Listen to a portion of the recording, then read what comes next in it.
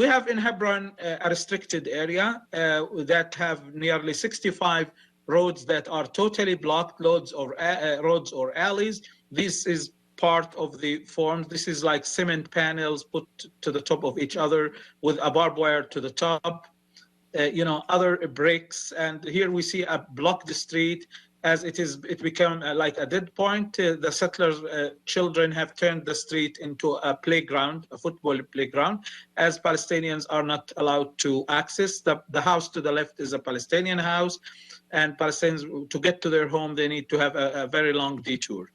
Another form of the closure, the barbed wire is fixed on metal bars and so on. And these are mobile parts, restrictions of movement that are used, imposing a closure, imposing curfew, restricting movement into the market, and so on. This is a very visible marked street where one side is assigned for the Palestinians, one side is assigned for the Israeli colonial settlers.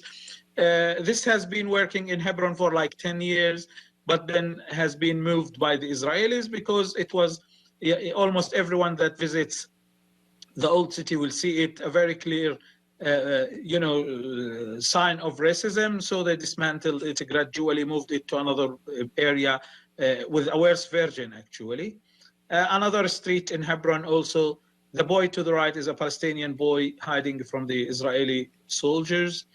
Now, in addition to 60 roads that are completely locked, we have like 25 roads that have checkpoints on them.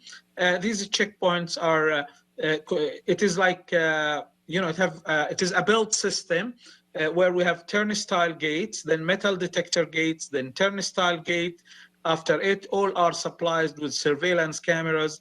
Part of them are having the ability of facial recognition and the smart cameras that violate the privacy of the residents. This is another form of a checkpoint to the same street, actually.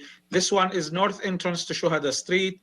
This one is south entrance to Shuhada Street, which is a very important street in Hebron, connecting the northern central neighborhoods of Hebron with the southern neighborhoods of Hebron. The total length of Shuhada Street is nearly 1,300 meters. As it is closed, Palestinians to drive between the two ends, they have to drive like 6-7 kilometers. And of course, because of the total closure, we have Palestinians that want to drive from a certain area in the northeast of Hebron to the southeast of Hebron. They have to drive like 17 kilometers. The Israelis try the same checkpoint, actually. This checkpoint, this is the same one. They try to decorate it from the inside because the inside were the Jewish visitors and so on. The sign says, "Welcome to Abu Rish crossing." And the Abu Rish is a Palestinian neighborhood. And actually the checkpoint is separating the same neighborhood, like part of the residents of the neighborhood live inside the checkpoint, other part live out of the checkpoint. This is something that you don't see, a barrier between some countries and other countries, while you have it in the same city and the same neighborhood. Within the restricted area, we have also other restrictions, even inside it. Like this is, these stairs lead up to a Palestinian primary school, and the only ones allowed through, for example, in this area are the teachers and the littlest children of the school, who have to go every morning in front of an Israeli checkpoint. The soldiers check the team of the school, and they have a list of names. Of course, the Israelis tried to impose a system of permits, that they wanted the Palestinians to carry permits to move in, but the Palestinians refused to this policy, saying that we don't need to have permits to go to our destinations. And then the Israelis made their own lists by checking everyone who teaches there, checking their IDs, then leaving a list of names on the checkpoint. This is also another restriction within the restricted area. If you look at the gate, to the top of it, I am pointing with the cursor. There is a small device actually here.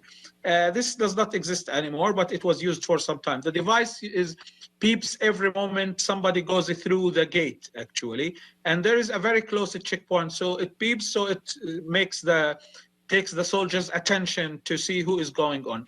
The gate it's called Salaimi neighborhood. And Salami neighborhood gate, now they have a different gate, but it is closed every night, for example, late at night, and it is reopened within the morning. Palestinians in the streets, that if you live in a street where you don't have access to your house walking, you cannot drive to your house, how you get there? Simply, the great majority of the residents has left, has been cleansed from the area.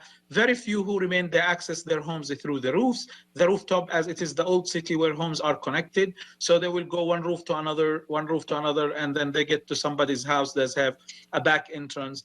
And for example, here people are developing their mechanisms, like adding these metal ladders or stairs, to go one roof to another and to access their homes that they remained in. In this, this one, driving between this green point here and this green point here, actually it is less than 1 kilometer.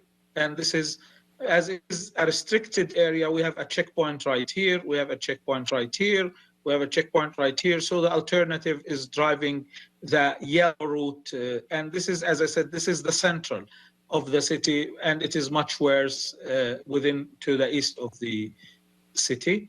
Within Hebron, we have 520 Palestinian commercial stores that are closed by military orders since late 2003. Of course, it was closed in the year 2000 in the heat of what we call the second intifada. But in 2003, curfew was lifted, as H2 area remained under curfew during that time. So when curfew was lifted, none of these stores has been allowed to open. 520 of these stores actually are located within the restricted area. Most of them are within the area where Palestinians are not even allowed to walk. And then we have another 1,100 shops that are closed because of lack of business. And lack of business is due to restrictions of the Israelis, harassments by the Israeli soldiers, attacks by Israeli settlers, and so on. And that made less people come to the area. So it forced other shop owners to close. This is a street where Palestinians are not allowed to open at all. Palestinians are not allowed to walk even in this area. So we don't have any shop that is opened. In this picture, we see few shops that are opened, for example, but the great majority are closed. And that's because of lack of business. And here we see Israeli soldiers patrolling in the area who stop mainly the young people coming to the area and harass them. Another picture, these are actually soldiers 4 years ago surrounding a Palestinian primary school while they were commemorating, the death of the late President Palestinian Yasser Arafat. So they were sending hundreds of soldiers surrounding the school just to horrify the children. This is a picture for how it used to be part of the market within H2 area. This is a retailer's market, and now Palestinians in the lower part of the picture, Palestinians are even not allowed to walk there. The settlers use it as parking. The fronts of the shops have graffitis in Hebrew. This one specifically says Nikama, which is revenge. Another one for how it used to be and how it is now. Settlers attack against Palestinians within the presence of Israeli soldiers. An Israeli settler throwing wine on a Palestinian religious woman. Harassing the young people coming to the area to do shopping, visit the mosque or whatever.